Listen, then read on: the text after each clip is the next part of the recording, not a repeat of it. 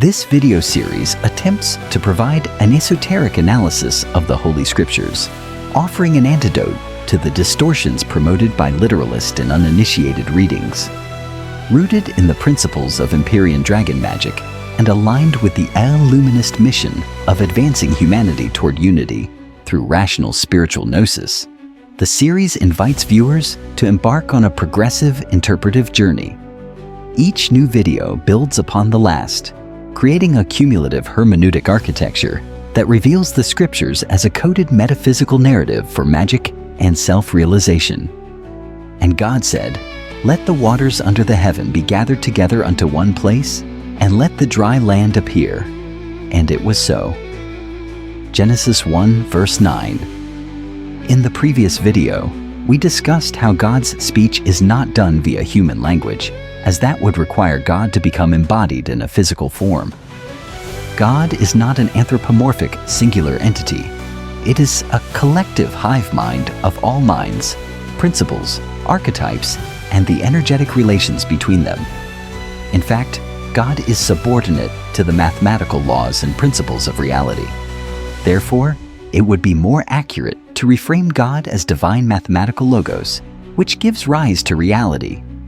In simpler terms, God would be the code, the coder, and the creation, while not being exhausted by creation through its transcendental nature.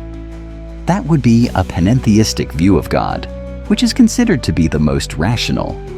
We discussed how the firmament, which is a metaphysical membrane that separates the waters above, collective unconscious, from the waters below, personal unconscious. This separation, symbolic of the second hermetic principle of as above, so below, is necessary for the differentiation of the unconscious contents, sinusoidal frequency waves in ontological mathematical terms, to allow the formation of coherent waveform patterns. Now, in the 9th verse, God gathers the waters below together into one place. This means that all of the unconscious content is concentrated in one place. Again, this is the containment of the personal unconscious from its vast, formless, and oceanic nature, allowing dry land to appear. The dry land is symbolic of stable structures of the mind arising. It is the first ground of consciousness, where individuality, stability, and structure can exist. It is the appearance of the conscious mind, of unconscious contents in the waters of the abyss, surfacing on the land and becoming cognizant. The heavens that were created in the first verse stand for the mental domain. The earth stands for the material domain. But nothing exists yet. They are simply two metaphysically demarcated domains. The 2nd verse mentions how the Spirit of God moved upon the waters. Where did the waters come from? They were not created.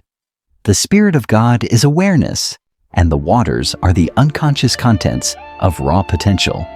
When God, the unified field of all minds, the absolute universality which resides in the domain of perfect being, holographically projects itself into a space-time simulation, in a form of mental and material domains of becoming, all of its essence becomes unconscious. God seeks to realize itself by making the unconscious conscious. For the soul, the appearance of dry land amidst the chaotic waters below is an attempt, through Gnosis, to create a stable island of self-awareness and self-cognizance. The appearance of the dry land amidst the gathered waters symbolizes a shift from fluid potential into solid actuality. The unmanifest waters condense into the manifest land.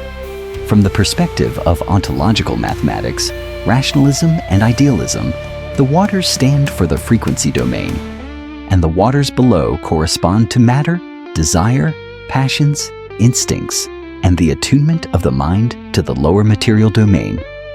Thus, when the waters are gathered, this symbolizes the emergence of attractors. Unconscious chaos condenses itself into stable nodes, patterns. When the dry land appears, it is a space-time projection of coherent frequency structures. The stable nodes, the patterns, now become fixed points, stable platforms of consciousness, and the first fixed parts of the self amidst all the chaos. Before the gathering of waters and the appearance of land, the mind was flooded by unconscious contents. Through the gathering of the waters, these contents concentrate around stable complexes, forming fixed structures within the psyche. These structures are akin to the appearance of dry land, hills, and surfaces. This is the Terra Firma, the first stages of the formation of the ego, the center of consciousness, amidst an ocean of unconscious forces. Consciousness cannot exist within the unconscious. It arises from it, but not within it. The verse ends with ekto en momoos, and it was so. This demonstrates that this metaphysical formation is compatible with the rational principles of existence, ensuring a stable and harmonious ground for the mind to realize itself. The speech is an act of mathematical logos, a Fourier instruction. Divine intention and articulation immediately structure reality.